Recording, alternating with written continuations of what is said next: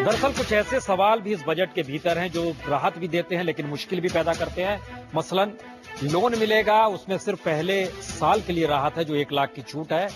और दूसरा सवाल यह है कि दरअसल प्रॉपर्टी ट्रांजैक्शन में 1% टीडीएस लगेगा। याद कीजिए तो पिछले बजट में भी था, बाद में सरकार ने वापस ले लिया था, बड़ा हंगामा मचा था, लेकिन अब वो दोबारा टीडीएस जोड़ दिया गया है प्रॉपर्टी ट्रांजैक्शन। लेकिन हम सीधे इस वक्त चलते हैं अंजना के पास, सीआईआई मौजूद है। अंजना।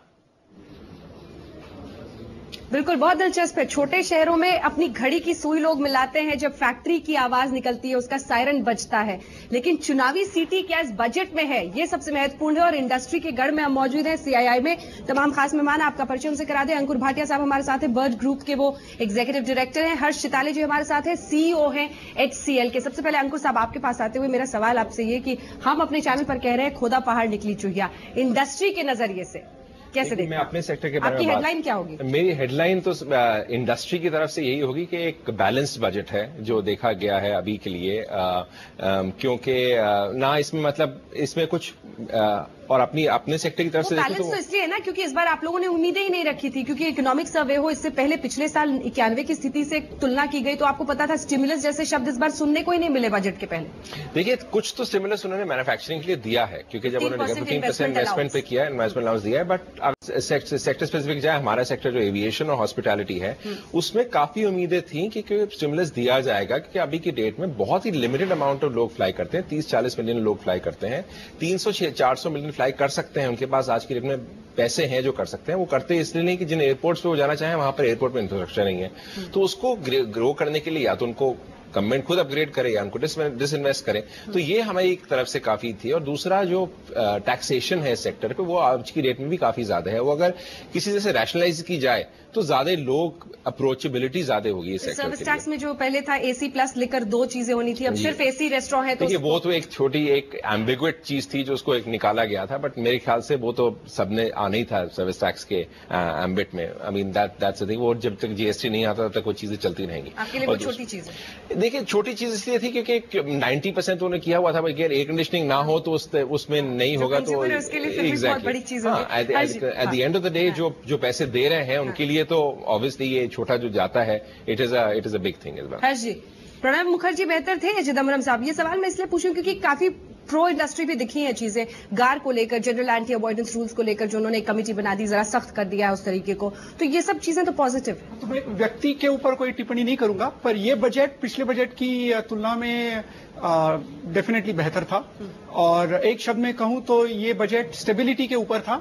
ज्यादा चीजों पे उन्होंने टैक्सेस ना बढ़ाए ना घटाए। मतलब ये तो फिर नॉन इवेंट हो गया ना फिर तो। पर बजट ये जरूरी नहीं कि इवेंट हो।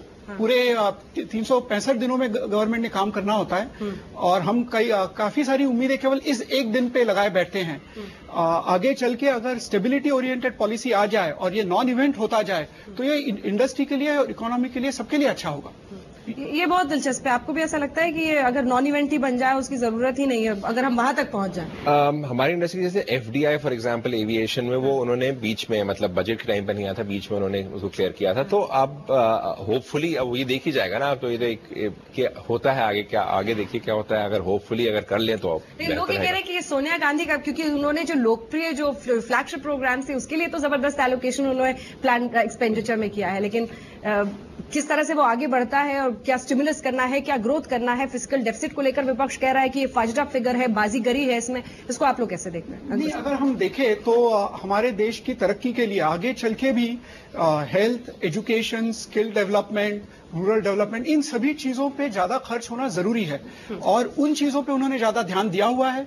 उन चीजों पे ऐसे नहीं कि इस बजट में उन्होंने ज्यादा प्रावधान किया है, वो पहले से उन्होंने अनाउंस किए हुए थी स्कीम्स, और इसलिए सारे इकोनॉमी में और इंडस्ट्री में इस तरह से वो एक्सपेक्टेशन था कि इसके ऊपर ज्यादा खर्च होगा बजट में, जो उन्होंने किया। तो ऐसे नहीं कि कुछ नया उन्होंने इस बजट में निकाला। और सुपर रिच को टैक्स किया उसके साथ आप ओके हैं?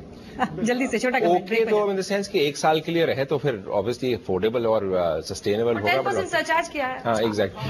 बहुत ज्यादा फर्क पड़ेगा नहीं, हमें तो नहीं पड़ेगा, पर काफी लोगों को काफी फर्क पड़ेगा भी इस चीज को लेकर। बट जो मैन्युफैक्चरिंग में उन्होंने किया है कि क्या हमारी कंट्री मैन्युफैक्चरिंग देखी नहीं जाती, जो स्टिमुलस उन्होंने मैन्युफैक्चरिंग में दिया उस वजह से होपफुली चाहे वो एग्री हो, सर्विस सेक्टर हो, मैन्युफैक्चरिंग, सब में लगातार गिरावट हम देख रहे हैं। सीधे वापस रुख स्टूडियो का करते हैं प्रसून। जी चलिए, फेसबुक या कहें सोशल मीडिया में किस्सा चल पड़ा है। पिता ने 3 बच्चों को 100-100 रुपए दिए, कहा इस कमरे को भर दो। पहले बच्चे ने चारा खरीदा यानी भूसा खरीदा, कमरे को भर दिया। दूसरे बच्चे ने रुई खरीदी, पूरा कमरा नहीं भराया। लेकिन तीसरे बच्चे ने एक मोमबत्ती खरीदी, मोमबत्ती को जला दिया, पूरे कमरे में रोशनी हो गई।